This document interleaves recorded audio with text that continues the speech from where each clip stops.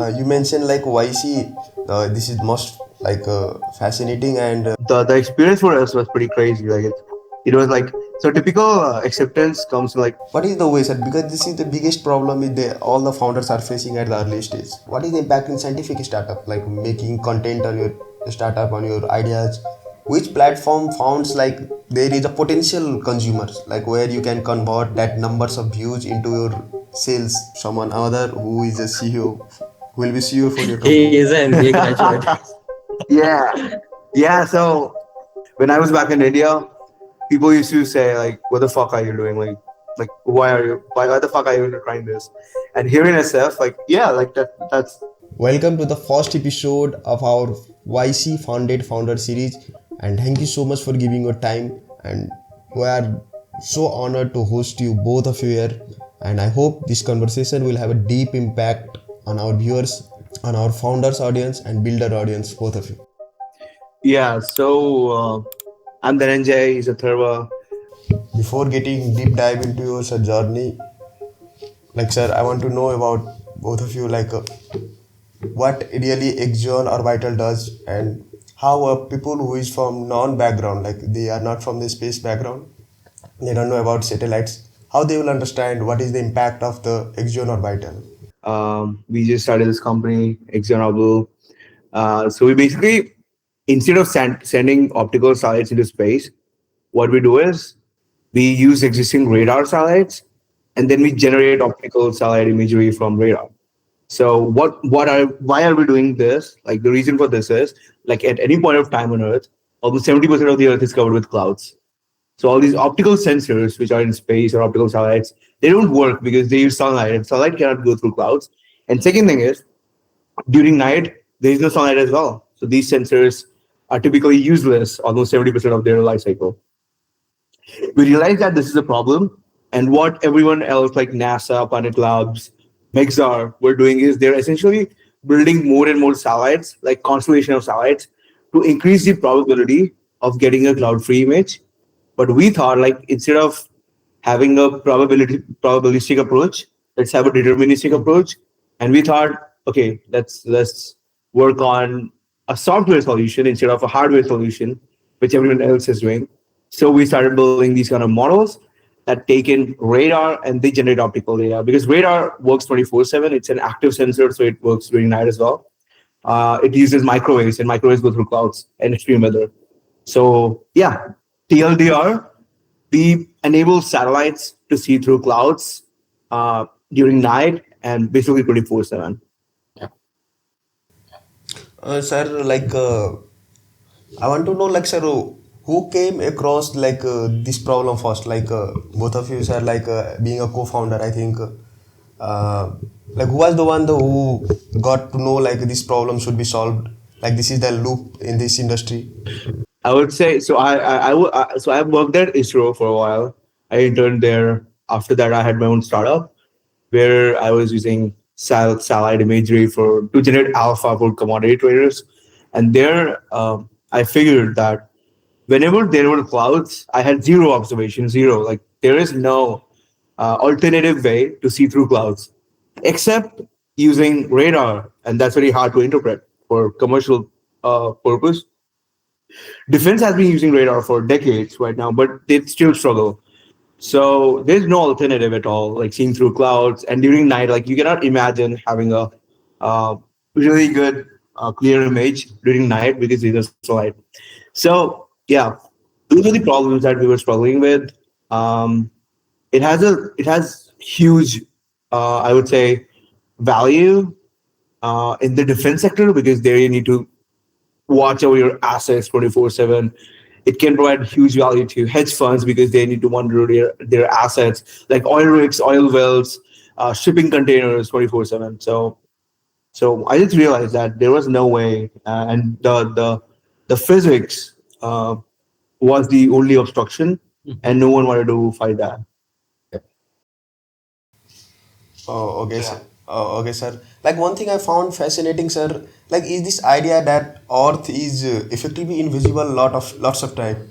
Can you explain what actually means in a real life? Like how normal people can get it? Because we understand like there is a satellite captures best images, But your company does just like I think they are just processing that raw images into clear images. Okay, so like can you explain like in a simple words like what does it mean like Earth is invisible for the 70%? Yeah, so basically, Earth is invisible. What we mean by that small code is like half of the time there's no sunlight. So optical satellites are blind most of the time, and like the other half, I would say there are clouds. So they only work for I would say 30% or 40% of the time. And if they're and if it's a country like the Nordic region like Europe, so optical satellites don't work at all, like 100%. Like they don't work because there's no sunlight there for 6 months. So I would say, so yeah, like, so what we do is we, instead of sending in real satellites, we are working on models that take in radar and generate optical images. Okay, so that was helpful, sir. Like Atharva, sir, like this is for you, sir. How do you explain this to someone complete? No, sorry, sir. Like, sir, from your side, what frustrated you most when you first look at existing satellite data? Like, whenever you get a raw data from the satellites, what make you frustrated about that? Like, and why you are doing all of these things? Okay. Yeah. So, I mean, I would say is like, even though he came up with the original idea for this, I was actually, um, I've always done research in the medical domain, so computer vision and medical imagery. And that data is very similar to the satellite imagery that we are working on, in the sense that both of these fields use different types of sensors. And when sensors come in, you have very noisy data coming in, right? And with this case, where we are working on satellite imagery, if you take a look at what we are actually converting, the radar data, that just looks like black and white noise to human eyes. And it's like you can see certain geometric structures like buildings and roads on the ground. But apart from that, it's just like black and white. So if you remember the TVs that we have, whenever the signal went out, it's like black and white noise on the TV, right? It's just like that. But that's the only data that works 24 by 7 during day or during night, during bad weather when there are clouds. But it's difficult to make sense of that data, right? Because we are always used to seeing these nice, clear optical satellite pictures. And I think that was the most frustrating part. Is it's a either or problem. Is either you get 24 by 7 data, or you get data that's understandable to non-experts. And I think that was the driving point where we decided that why not act as a translation layer that converts this noisy SAR data into clear optical imagery that everyone can use without being an expert in how to understand and make sense of that data. Oh, okay, sir. Sir, I need to ask one thing more, sir. Like there are a big companies named SpaceX, NASA, and like there is a very big companies. But what is like why they were not able to solve this problem? Either they didn't realize this problem. Like what was the things they were lagging, or why the industry were not able to solve this problem till now? I think you guys are the first one solving this problem. You want to answer that? Yeah, I mean, it's like I can't speak for SpaceX, but for NASA and all of those institutions, it's like the thing that we are doing right now. It has been an open area of research in academia. So universities have been working on it for some time now, 4 or 5 years or something like that. But in academia, uh, these models are mainly restricted to certain benchmarks. So everyone just competes amongst themselves to build the best model that can beat other models on that leaderboard, on that particular benchmark. And so this research has been limited to that area. Plus, since they are more focused on certain data sets, their models don't generalize to the real world data that's coming in from satellites most of the times, right? And then on the other end, you have all of these satellite companies that are actually sending in their optical satellites or radar satellites. But for them, the hardware approach has always been working well. They just send in more satellites to make sure that you can get a cloud free image of an area. And so they are happy with their hardware based approach. We, on the other hand, want to solve two problems: is why invest so much in hardware when you can treat this as a software solution? Plus, let's not crowd our orbits with satellites. Yeah, like currently, like there are SpaceX, XAI. They usually merge and they are like sending in like a million satellites as a data cluster, data center cluster over in the low Earth orbit. So there's a huge, I would say, stress or saturation in the orbit right now.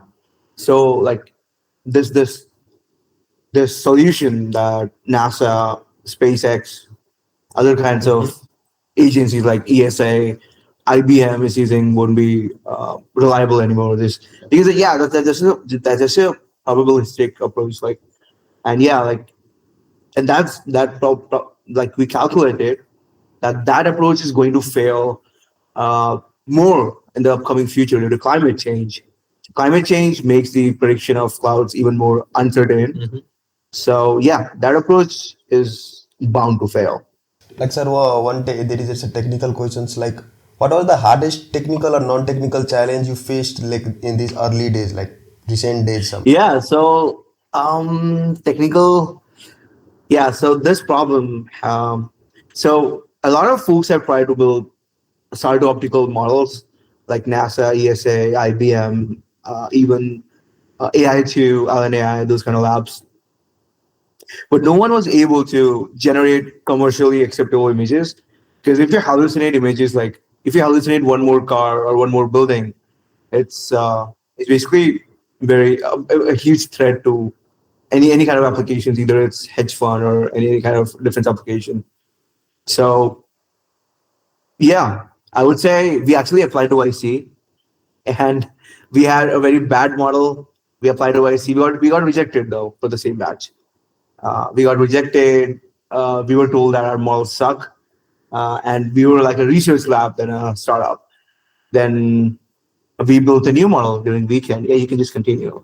Yeah, and so like after that rejection, looking back, we actually agree that our outputs are bad, and that was the main reason is we were working plainly with the existing models that could translate this radar into optical data. But after that rejection, we realized that we had to improve our models and make sure that the optical images that we are generating are actually constrained to the original radar data, and it's like you're not hallucinating stuff up. With my experience from the medical domain, I've seen similar work being done, as in people try to translate MRI data into CT scans and vice versa. So that's the case where you can't hallucinate at all. You can't invent, or just like add new bone structures to the image. It has to be constrained in MRI if you're generating CT, right? And the other way around. So we sort of borrowed some techniques that worked in translation in the medical domain and applied them to this problem where we are basically doing the same thing. We are translating radar data into optical. And it seems like that strict approach, wherein we were constraining exactly to the radar data, worked pretty well for us in that case. So this new model, we explain it as you take the radar data, you extract a stencil out of that data, so you have all the structures that are actually present there, and then you fill in the colors into that. So colors and texture, so different colors for roads, trees, water, cars. Yeah. And we just like send results from this new model back to IC over the week when we were after the week that we were rejected, and within like 4 days or 5 Yeah, days, let me. we received a re-interview, and that was when we actually overturned the rejection and got in. Sir, you mentioned like YC, this is most like fascinating and wished for the founders to getting funded by the YC.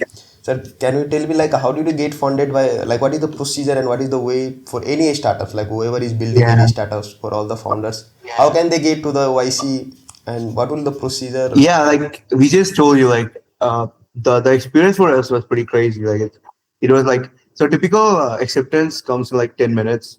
Like it's a 10-minute interview. Then you get the like after the like at the end of the day, you either get a call of acceptance or email of rejection. We got the email of rejection. We got the email of due Due diligence, diligence. and then we had a due diligence for around 2 weeks. We got the rejection, and then we got a re-interview, and then we got in. So yeah, like our experience is pretty, I would say, Different. outlier. Yeah. The outlier experience, but typically it's pretty easy to get. Yeah, to get in. Like sir, I have visited your website also. Sir, your company has been funded by I think three venture capital. Like one is Pioneer and Character and third in YC. Like how sir you are able to get funded by three venture capital, like what the other founders and startups are missing, and you guys are doing well, so you get funded from three like funding company. What is the things which separates you from the rest of the founders and startup?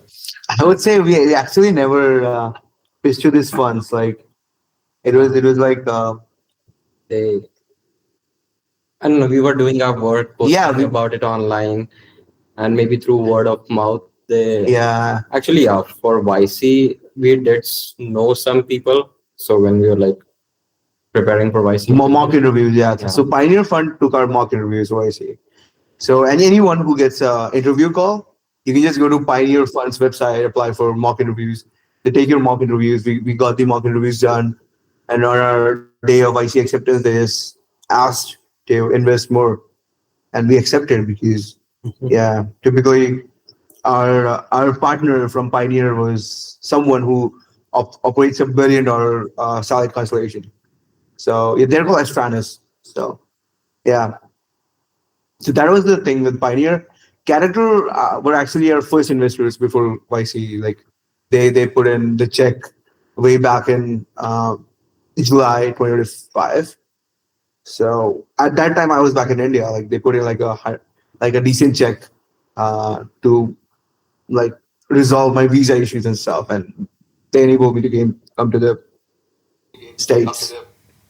Like, sir, I need to know like if anyone is applying for YC or it's a character, like from the whole world they can apply, or only the people who are living in USA only they can apply, sir, for the funding, or Indian people can apply, or the Nepali people can Yeah, apply. What is the sir that yeah. this? Like I actually applied when I was in India. I applied to character when I was in India. I got into their character labs program. After my character labs batch, there was another batch where I like referred two companies. One of them was from India, one was from SF. Both of them got in.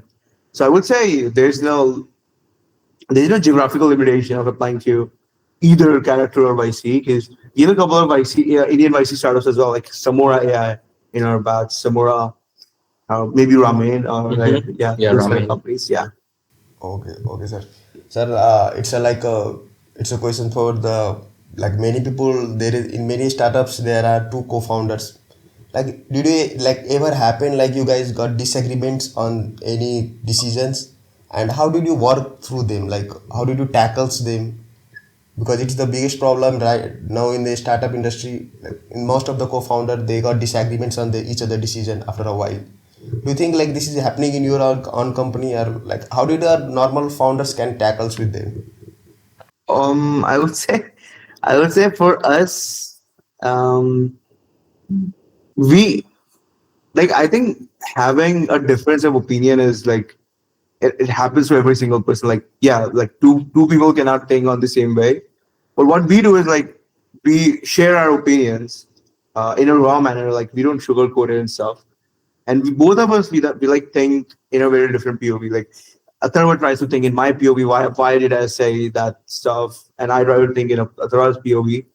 So I think both of us are we did not have any major disagreement till now, and It's, probably we won't. Yeah, I mean, we both understand that both of us want the best for the company. So what we do is like if we have different opinions, we like just take an opinion, we list all the pros and cons of it. yeah, Again, for him, he'll list all the pros and cons. I'll list my pros and cons. We'll just go over them together, and then whatever sounds best on paper, that's what we do. yeah.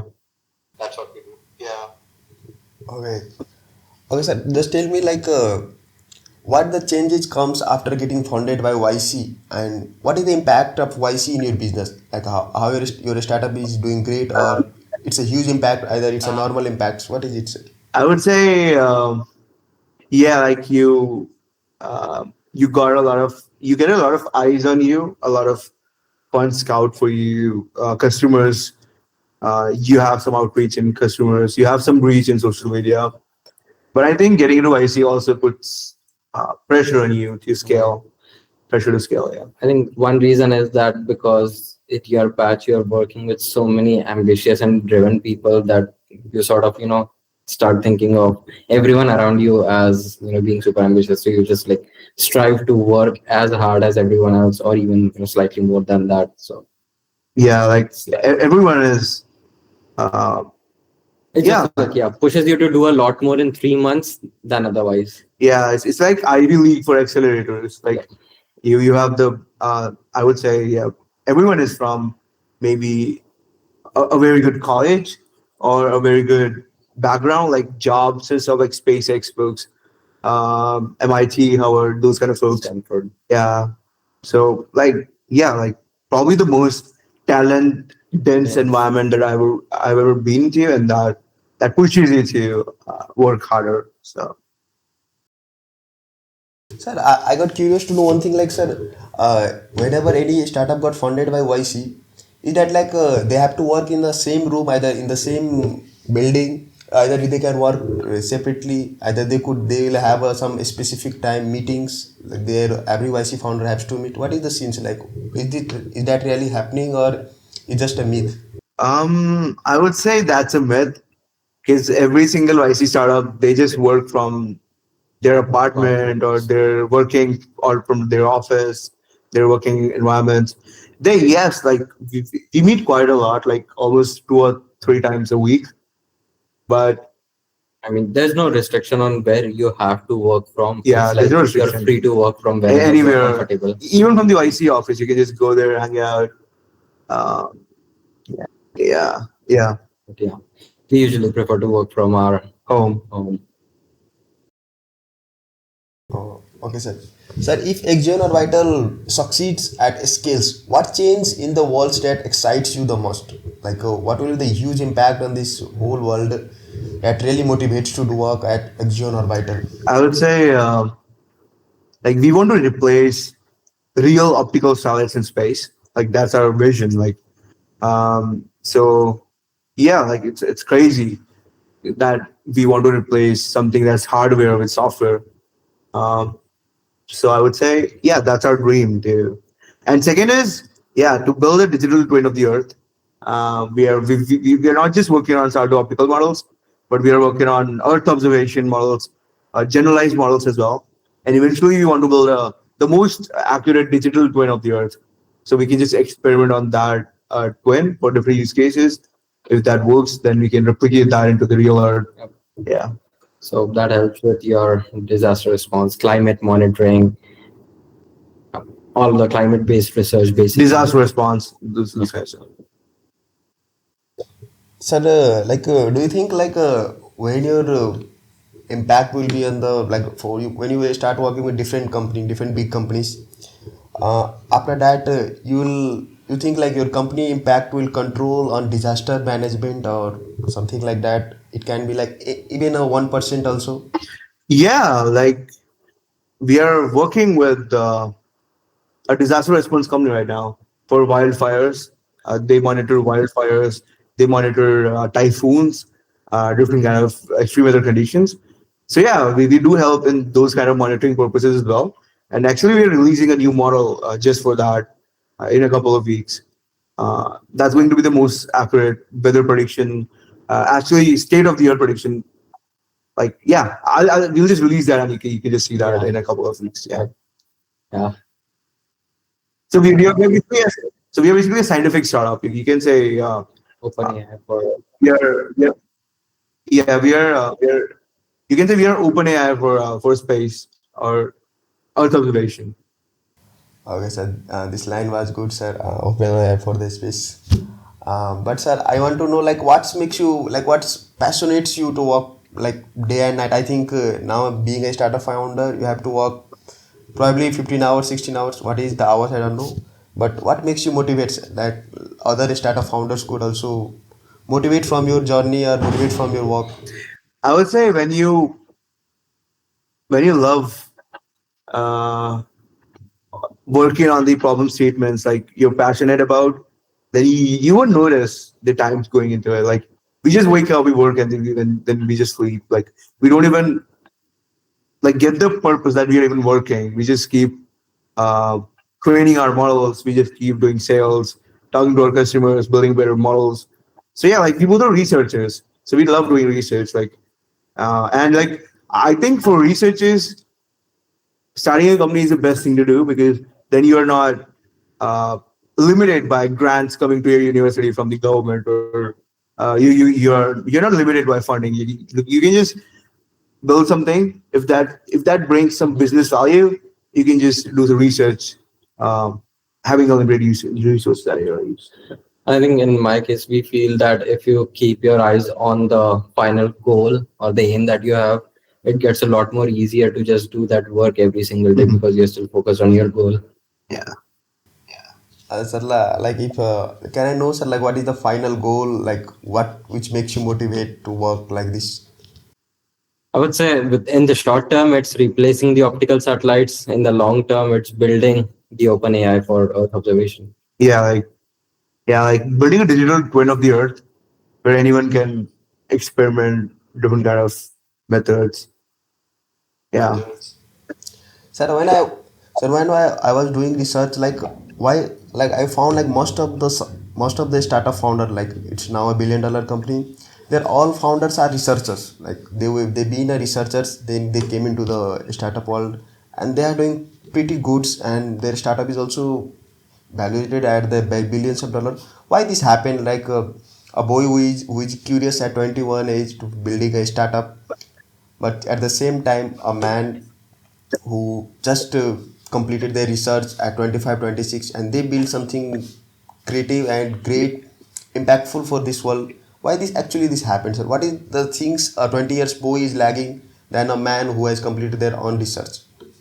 I would say like I don't think there's a difference between the 21-year-old boy or the 25-year-old man. Uh, we have, yeah, like it, like 2 batches ago, we have met a company. We're working on agriculture, pesticide research. They're working on some models like alpha food, but for agriculture. And those guys were 17 years old. They just graduated high school. Yeah, that company is called Mindville, Mindville Winter 25 batch. Like, yeah. So I would say no. I don't believe that experience translates into a better company. Yeah.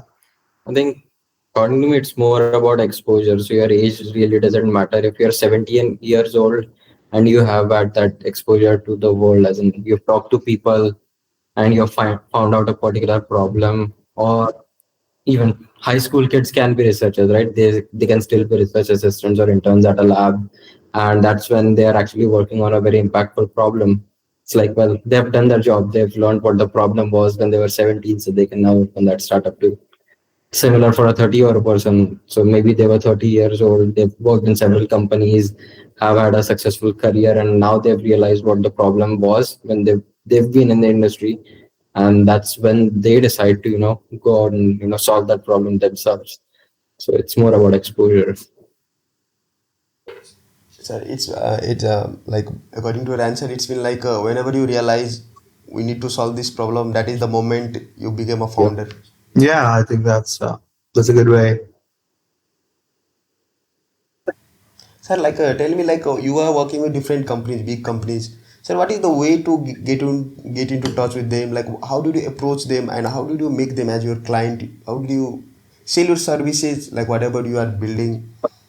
What is the way, sir? Because this is the biggest problem with all the founders are facing at the early stage. Even we are facing. We won't deny that we don't face that. But what we typically do is like you have to put yourself out there. Like it's like yeah, like we go to conferences. We try to leverage our network. Like ask anyone. We don't be shy. Like ask anyone for warm intros. Warm intros work the best. Then second is conferences. Like no one goes to conferences for sales. That's what we realized. But when we went there, we realized that that's a huge sales funnel. So conferences are pretty underrated. Warm intros. And if you're building a consumer startup, you can go viral. Or you can just post all day, get some like yeah, it's like mathematically inclined. Like if you post like 100 videos a day, probably one or two will go viral and you'll have some yeah. So tell me one thing, what is the impact of content right now in any startup, for any startup, either it's a scientific startup, for someone who is building app or any gaming, they have a huge impact. But what is the impact in scientific startup, like making content on your startup, on your ideas? I would say that's something that we have never tried because the last time we posted was like a month ago. Our Yeah. YCU launch video. Yeah, it's exactly a month. It is fourth, right? Yeah. Yeah, we posted our video like on 4th of January. So yeah, like we don't post much. Probably we'll try to, but the startups that we have seen posting around, like they get really good response from customers, investors. Yeah, probably eyeballs, Especially for consumer focused especially for startups. consumers. Because again, these are the people who are going to use your product, so you need to get in front of them.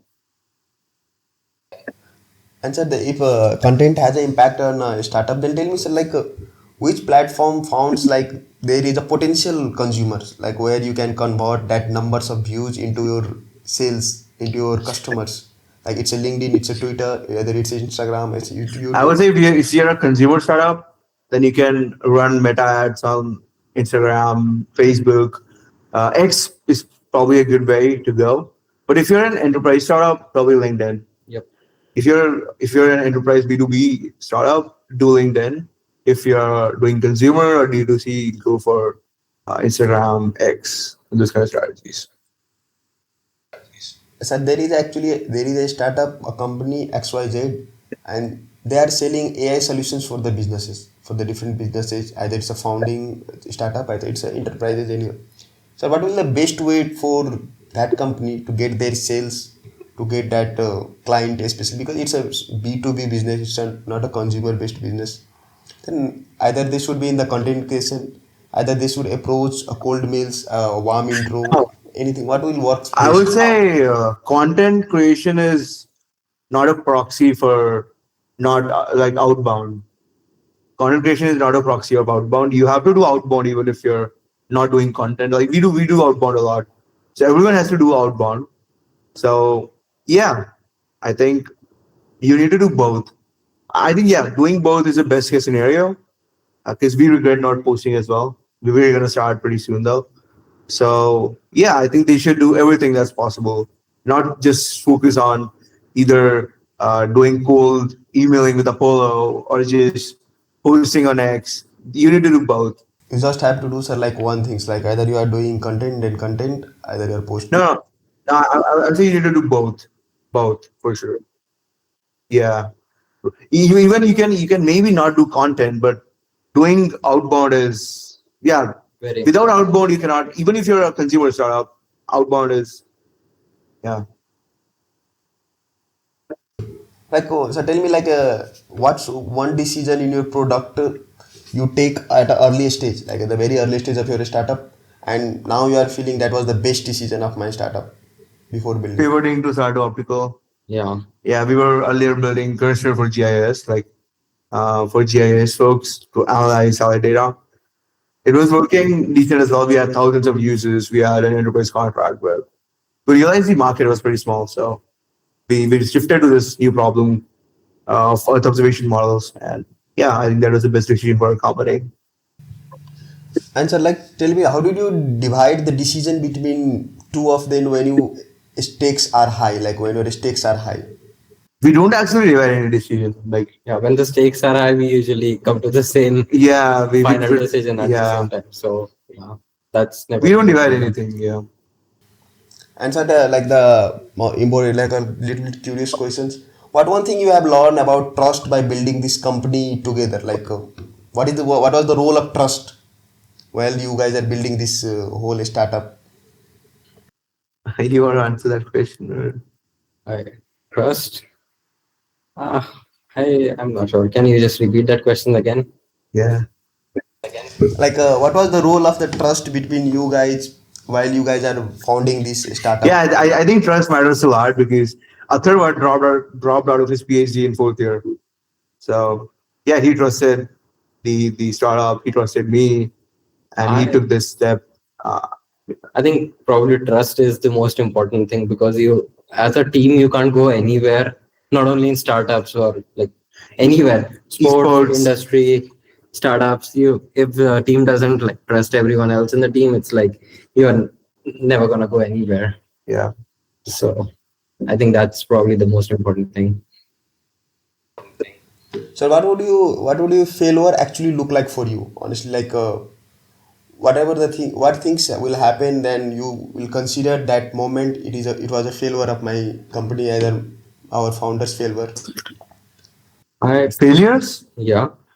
Yeah, we have had a lot of failures. Like I would say, so as a scientific company, like as a research lab, we use a lot of methods to train our models. Like we want to improve our models, keep training. So yeah, I think we fail a lot. Like Yeah. yeah, I think we fail 9 times out of 10. So now, like our methods fail a lot, but that one time gives us like it compensates for the whole 9 failures. I would say. I would I would actually say that fail as much as you can, because after a point it's like failures don't even matter anymore. It's like, well, yeah, that's happened to us 100 times now. This is 101st time, but with those 100 failures, we've also had a few successes. So it still takes you forward. Yeah, yeah. I think failures are seen as adversarial. Yeah, like watching failures as an adversarial nature is not a very good POV for life. Like we think failures are the best thing to that can happen to anyone. I think, sir, Dhananjay, sir, you are the CEO of this company right now. But at what point, at what numbers your company will gain, then you will replace yourself with some MBA graduates or someone other who is a CEO, who will be CEO for your He company. is an MBA graduate. Yeah, yeah. So unfortunately or fortunately, I would say, yeah, I'm an MBA graduate. Actually, just graduated this year from Ahmedabad, uh, and then yeah, yeah, like that's something that I get a lot. But yeah, probably very soon, like maybe in 1 or 2 years, I'll replace myself for sure. And sir, what will be the number, sir? Like, what will be that targeted number? It's a billions, either it's a multi-million. What is the number, sir? Oh, At that point, you'll think like, oh, my company can take care of my CEO. And now I need to build something new, and I need to solve some other problem. I would say I love research. So I would never leave this company though. Maybe I'll just resign and take like head of research kind of a position, or like just like a analyst for research. So I'll still do research, but I think until we have like $100 million in ARR or more, I am not gonna go anywhere. Sir, what were the like while in the early stage when you were building this startup? What was the negative advice you got from the your surrounded people? Like, it might be some relative, it might be some of your friend. What was that one negative advice? Like, now you think you should ignore that. Either that was the best decision. I have ignored that advice of them. Ah, that's a good question. Like, so like I would say both of us come from um, I would say tier like not very good colleges from undergrad. So Yeah. so I would say we both have been in those negative environments. You wanna continue? I mean, for me, the negative advice, or probably the most common thing, was what less than 1% of the startups survive. How are you so sure that your startup's gonna survive if you just like leave everything and go do the startup? So I think it's good that I ignored that and still came here. Yeah. Same for me as well. People just start telling you the stats. And Yeah, I think there's a difference between San Francisco and rest of the world as well. Like when I was back in India, people used to say like, "What the fuck are you doing? Like why the fuck are you trying this?" And here in SF, like yeah, like that's a brutal reality. Like here, if you tell someone like I'm building robots for food delivery, no one would laugh. They were like, yeah, that's actually happening. That has started happening. Like right now, DoorDash is now using robots for those kind of purposes. So here, no one laughs at ideas. But I think in the rest of the world, I think even in the United States, outside of San Francisco, if you go to New York or any kind of other places, people are not that optimistic about technology.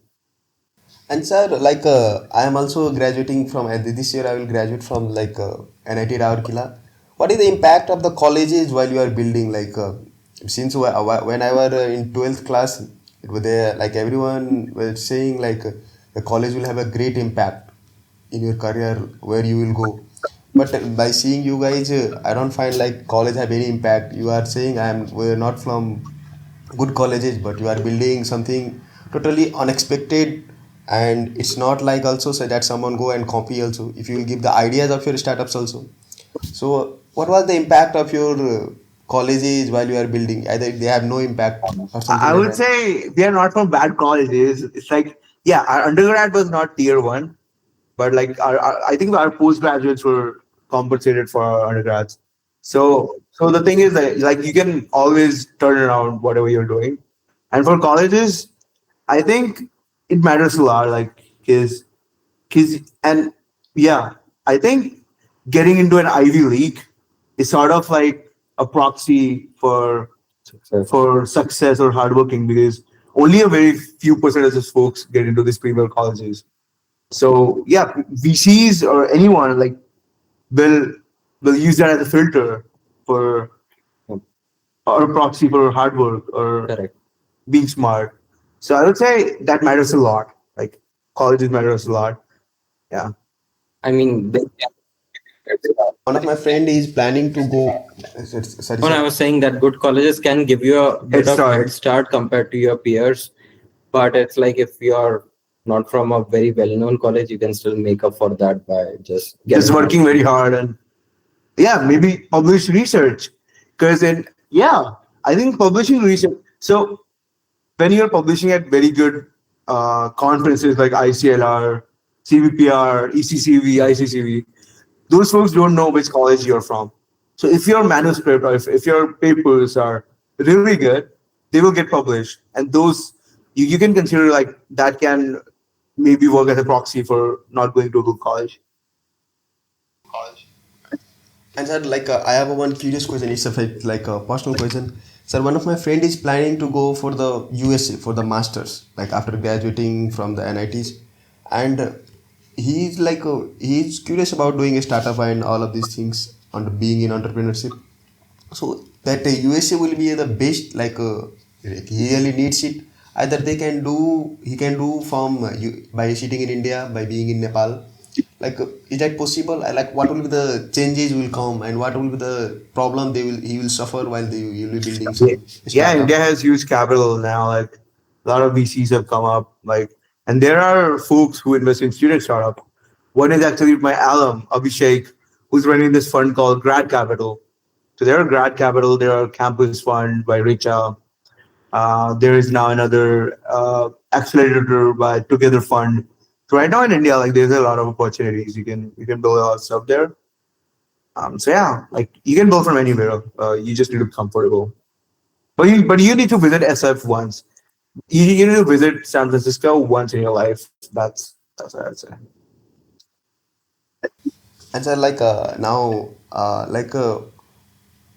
like is your college friend is knowing about you are building these startups, which really sounds cool. I also got fascinated knowing about your startups because most of the time I invest my time in knowing about AI and all of these things, and it can be copied easily. That is the scene of the AI industry. While someone is building any kind of app or vibe coding, something like that, you'll find an alternative of everything. But you are building something like that, you will not find alternative. To build also alternative, you need a lots of time and lots of efforts. So now, like whenever your friends knows about you, like you are building Axion Orbital, a company whose work with multinational companies, building in a funded by YC. Like, what is the reaction? What is the response of theirs? Like whenever they got chance to meet with you, or whenever they got called with you.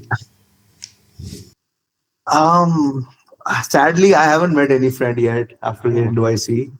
Because yeah, after getting to IC, you have a lot of um, like yeah, but yeah, like it feels cool. It's like I would almost say that your friends actually feel proud. yeah, That's your a good word to friends. use. Yeah, They actually feel that, they feel good about you is like one of the someone from the group actually, did what they've always wanted to. yeah, So yeah, they're really happy.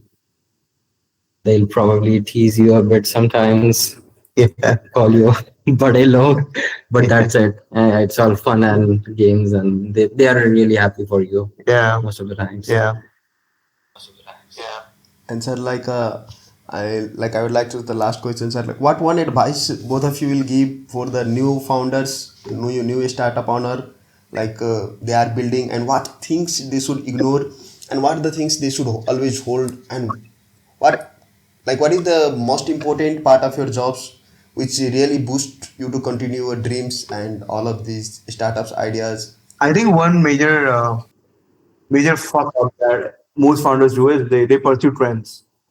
Like they will pursue trends. What's happening right now? Like 2 years ago it was language models. Last year it was agents. Probably this year it will be world models. So people try to just like Blindly follow yeah, that. they just follow what VCs say. So founders are trying to sell to VCs instead of customers. That's the biggest problem that's the biggest fuck up that everyone does. I would say you should focus on customers more than your VCs. Just like YC says, make Yeah, something make something people want instead of make something what VCs want, or make something what any accelerator wants, or what's trending. or what's trending. Yeah. Sir, I need to I want to know, sir, what was the role of YCs while you are taking decisions for your company? They interpret they interrupt your decisions, you should convey them we are taking this decision. Either you can take freely any decision you want to take for So the yeah, company. like we are free to do anything. We just get advice from them, and it's up to us if we follow or not. But yeah, like they give good advice because they've seen a lot of startups fail or succeed, having similar problems. So yeah, Means YC is not like an Indian investor interrupting in all the exactly, decisions. exactly. Yeah. Okay, sir. Thank you so much for giving the time. It was really a good conversation with you, and I know, personally, I know lots of about, and I'm so fascinating, whatever you are doing, because I met up with the different founders, but I found lots of things common. Also, you guys are saying the same things. They also told us same things. It's about the advice for the startups, for the founders, and it's really been a good time to talk with you. I hope, sir, we will meet again in future whenever I will be in the USA, either you will be in the India, either you will be in the Nepal. Whenever we got a time, we'll meet Sure. again. And thank you so much for giving the Sure, time. Yeah, for sure. It sure. was See great. you. See you, dear. Awesome.